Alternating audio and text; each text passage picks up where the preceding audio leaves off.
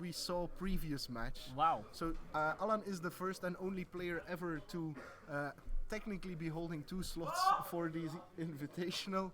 And Tom van der Velde is one of the wildcard invites, just like this guy was for this event. I'm so wild. Yes. So Alan, everybody knows what he's playing. I mean, Alan has been the red-green energy aggro advocate from the start. At one point I thought he was going to switch. I really thought he was going to switch to green-black Winding Constrictor.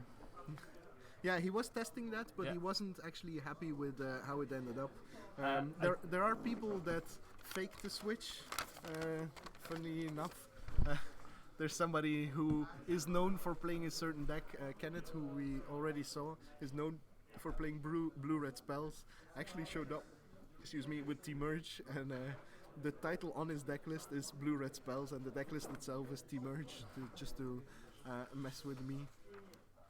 But now, yes, we have Alan on exactly what we expect from him. I think Alan made the right choice because I also don't think the green-black Constrictor deck is good for the moment.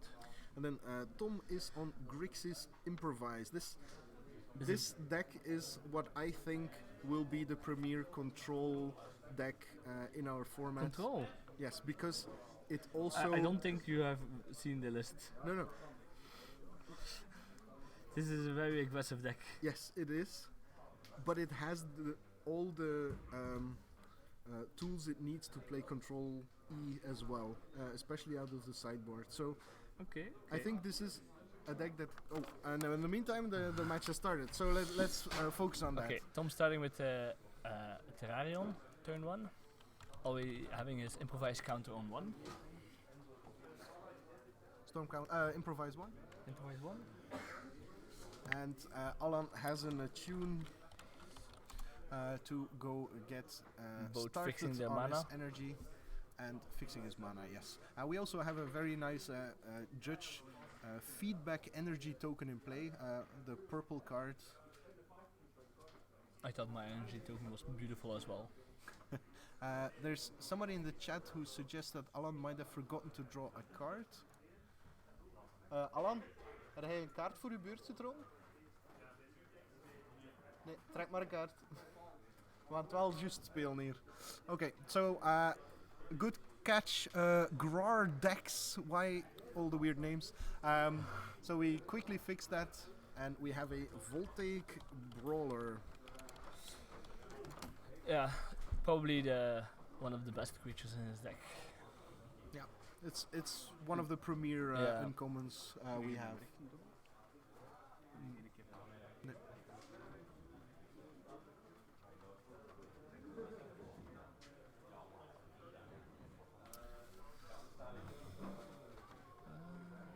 So the reason why I called Tom's deck a control deck is because it only gets going on turn 3. But yeah.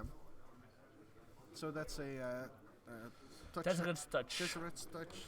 Which makes the Terrarion a 5/5, attacking Alan immediately. Yeah, it's a 5/5 Setting haste. him to 15. Here goes your control. Yeah, that's not very controlling. Okay, the first lists that I saw were more control-y, with more focus on the rebukes. Yeah, you can't play Tezzeret's Touch in a control deck, I think. No, I don't think so either. Okay, so this is actually a deck that can raise red-green energy. Then, yeah, I think this is a very good deck actually. On the Pro Tour, somebody was playing it a similar deck. I also saw immediately this has a lot of commons and uncommons. We can make a Gentry deck from this. Yes, the funny thing is the deck got featured on the Pro Tour, and Tom immediately sent me a message like, "God damn it, they're spoiling my deck for the Invitational." I was making a similar deck as well, and I switched it up a little bit to the deck list from the Pro Tour. Send it to you as well. I saw. Okay, so we had an initial burst in our gameplay, and now we are settling into the early part of mid-game, where you are no longer just playing the cards that your mana allows, but actually have to make real choices in what you do. Yep. I don't think we will see a lot of blocks in this game. Both players are better in attacking. Yes. I think this I think Alan is more handicapped in that regard. Yeah. That he's hard because most of his creatures, like trigger both of something them, while yes. while attacking. Yes. On the other hand, That is the Tom doesn't need to block because I think he plays a lot of removal spells as well next to it. yeah. That's a servo schematic. Well, not that many. He plays 4 removal spells. So servo schematic into fatal push to get Yeah. rid of the voltaic brawler. Doesn't even need revolt for that.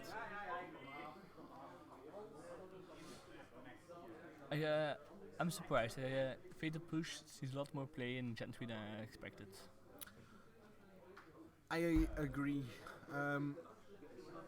I'm still not sure if it's okay to play that many Fatal Pushes. But how many does he have? He plays 3. 3. That's quite a lot. Yeah, it is still an uncommon slot in these decks. Indeed. And I think that this Grixis deck also looks like it would benefit from uncommon distributions quite a lot. Yeah, well, here you can't play Murder in this deck. Yeah. It's a lot more. It's too expensive. But in most control decks, Murder does more than Fatal Push, and you can't just afford to lose to like the 2/2 that makes 2/1 Topters because it costs 5 mana, even if it has Improvise, and then you are there with your Fatal Push and you die 2/2. Yeah. So a second Tezzret's Touch is attacking for lethal, and that's the game. Yep. Well, Like I said, no blocks. no blocks. Necessary. Yeah. So Just no attacking. blocks, and Grixis apparently can erase this deck. So let's have a look at the sideboards. For Alan, we have 4 larger than life, 4 uncaged fury. Oh, 4 uncaged fury. So he chose to put these in the sideboard. He was a very big advocate of these actually originally. 3 times appetite for the unnatural and 4 prey upon.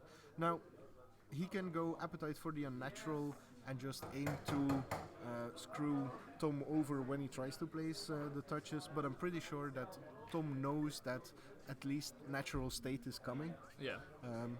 The fact that he knows natural state is coming might open him up for some blowouts, but I don't think he has artifacts that cost 4 mana to enchant with Tezzret's Touch even. No, I don't see anything here. No. So the target would just be the touch itself most of the time. Or he can go like, screw this, I'm going hyper offensive and playing the larger than life and uncaged furies. I think he'll go for the appetite, but I'm not sure if it's the right choice because I think Tom's deck, if both players tend to go less aggressive off the side, has the benefit here and they can easily win longer games, while Alan will just lose tempo, have some removal spell, and lose to the 5/5s and the 5/6s of Tom. Yeah.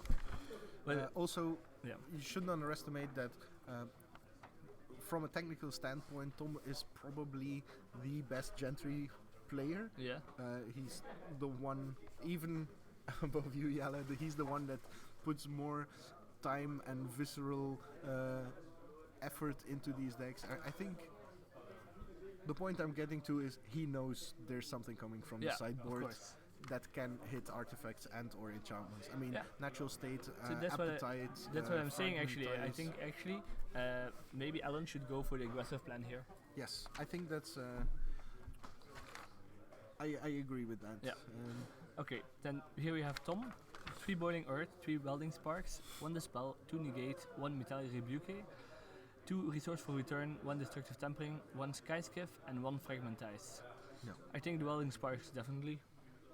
Yeah, so he's definitely not going into the late gamer tools that he has, so we can eliminate like the resourceful return and even the boiling earth. The question remains whether he plays his counter package. Like, is he aiming? If he anticipates destruction spells, then he will put those in. But I think he will put in the 1 Dispel. Yeah. Not the Negate, but he will put in the Dispel, I think. Yeah, because he has a lot of cards can put in, sort of. And there's some random ones in the Destructive Tampering, Skyskiv and Fragmentize. He's playing one he's playing Key to the City as a rare.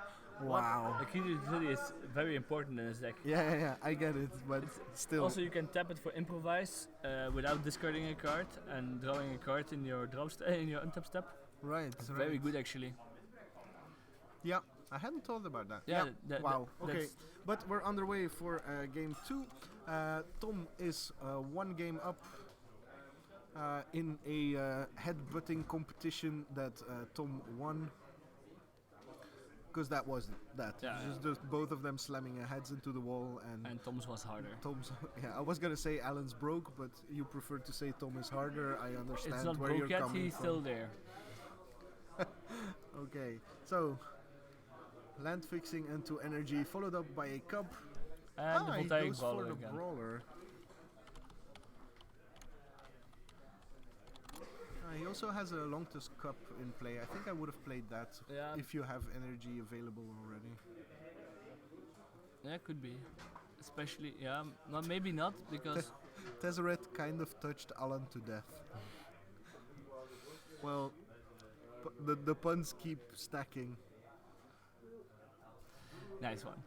Okay, Tom thinking really hard about this land drop. Tom thinking really hard. You and the Tom, and yes. Okay, let's get back to the match.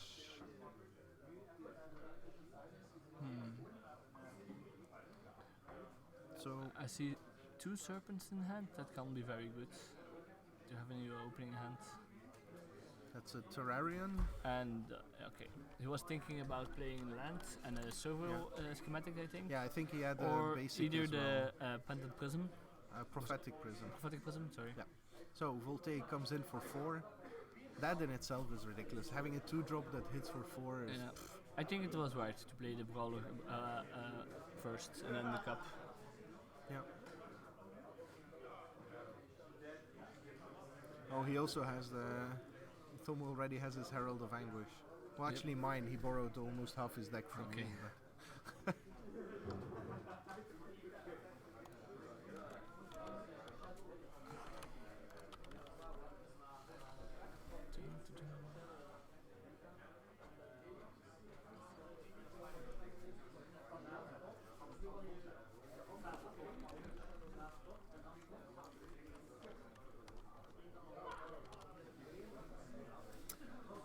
so, Tom flirting with the edge of slow play. Yeah, there's actually. But he is... I don't think he has removal in hand. I can't see anything. So, this is actually very difficult for Tom. This start from Alan is very aggressive, not to have removal or some counter pressure. Yes. So And again, that's where I come from. In this could be the good control deck that can pressure, but also has these kinds of starts where it just goes servo into removal, into Gear Seeker. Yep. Playing Cockworker Puzzlenot, keeping open mana for Fatal Push. Of Metallic Rebuke. Rebuke. It's not like your search history. Okay. Rebuke. Okay, so we have a Thriving Rhino. Definitely no. So Tom doesn't have a Thriving Rebuke in hand, otherwise he would have played it. Yeah, I'm going to keep saying it. You can send me away if you want, but I'm going to keep saying it. Oh no. So, Alan pumping his cat. That's awkward as well. Yeah, these are, like we said before, both decks are really good at just attacking. And Alan showing just how good this red-green deck is. So also remember, he hasn't played a single pump spell yet, and he has a green mana open. The Blossoming Defense is in his hand. I mean, this is what Tom is thinking right now. This is what Alan knows Tom should be thinking. And Alan has played this deck at least 100 matches already. So I have a Gear Seeker Serpent, For 4 mana, not bad. 5/6, possibly unblockable for 4 mana. Yes. More importantly, right now, a wall. Yeah, a 5 power wall. Yes. But as we said before, Alan has not played the pump spell yet. And he's coming in with a rhino as well, because his other creatures are near lethal, and he is playing shocks. Indeed. So Tom is thinking, how do I survive this turn? all deck lists will be published in both an article and in the decklist tab over on the WordPress page. So don't worry about that. That's kind of why we are doing this event, to make sure we have a showcase of the metagame, a sort of gauntlet for you to test for the Open, which will take place in 2 months. Okay, very predictable blocks here. Yes. It's not what he wants to do, but it's what he needs to do. Yep. So, which pump spells are? I think I saw an Instill Energy already. The +3/+3. Yeah, Instill Energy. Very hard in this case. Instill. What's it called? Oh no, High Spire Infusion.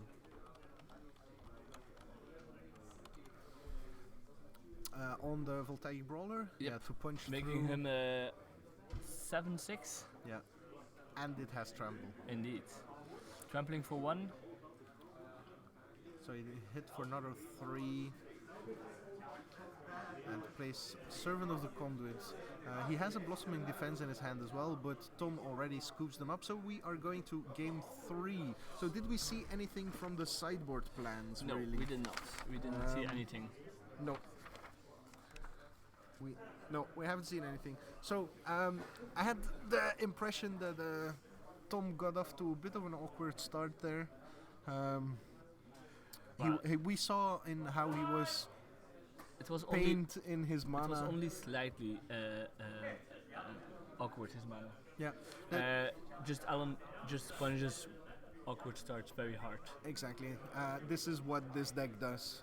This is a great part of the success that Alan has had with this deck. Is just people want to do fun stuff in this format and are brewing, and then you suddenly see the meta game fist of red-green energy swinging towards you, and you're like, okay then. So this, if you really want to test for this format, I think red-green energy is something you have to have in the back of your head, that you have at least some game plan against. I would have liked to play against red-green energy.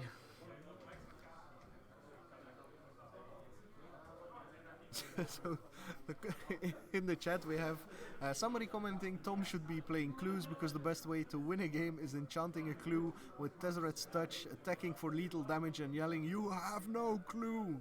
But sometimes people do have clues, because like Alan doesn't have any, but Tom doesn't have any as well. Kids these Nobody days. has clues, sorry. Nobody has a clue. No, we don't even have a clue. Best Tyke, you don't have a clue. Okay, I see a Welding Spark in Tom's hand. But not a lot of lands.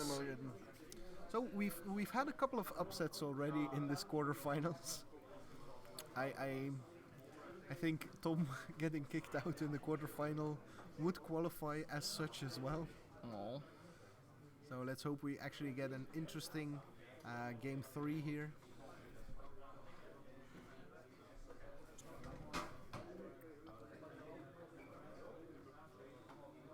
So 6-card hand.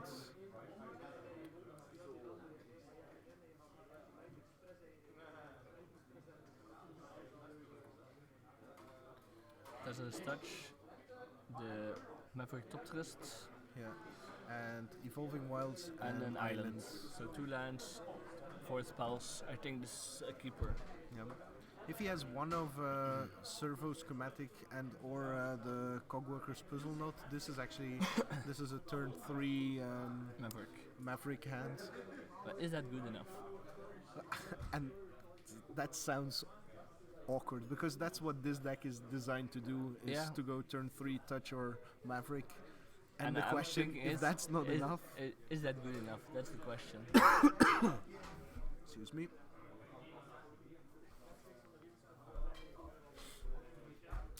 So, I'm thinking really hard. yeah, so apparently there's no schematic or puzzle knot in there to get the Maverick out in turn 3. He still would have to draw into a land that comes into play untapped as well. Indeed.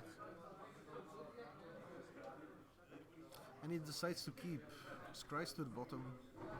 And we're on our way for game number 3. Was the artifact in the end? He has a Welding Spark in hand, that's pretty good. That, yeah. So sets up, yeah, he's setting up for the Maverick. Or for the Welding Spark.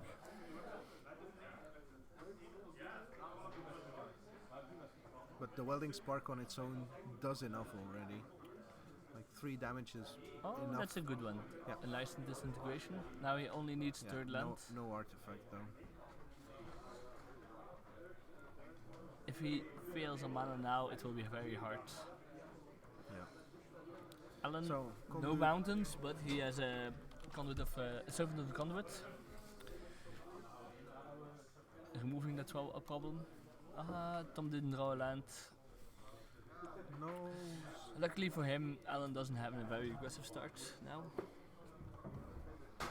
This could have been a lot worse.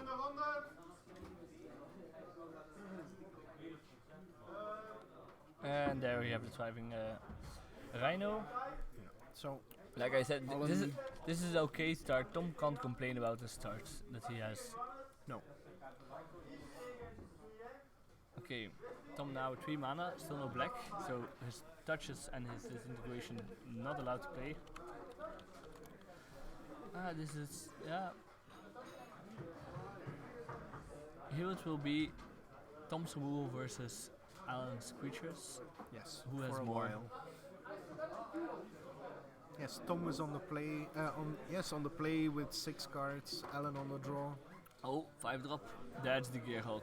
Bam. Oh. Bam. Suddenly Yes. 8 more power comes into play. This might just be. Yes. Well, he has the unlicensed disintegration. Yeah, but he doesn't have black. Yeah, he drew Evolving Wilds, so he gets a hit for 7 once only. This is so painful. Yes. Now, if next turn he draws a land, he can't play the Maverick because he has to play a licensed disintegration. Yeah. There's nothing actually he wants to draw next turn.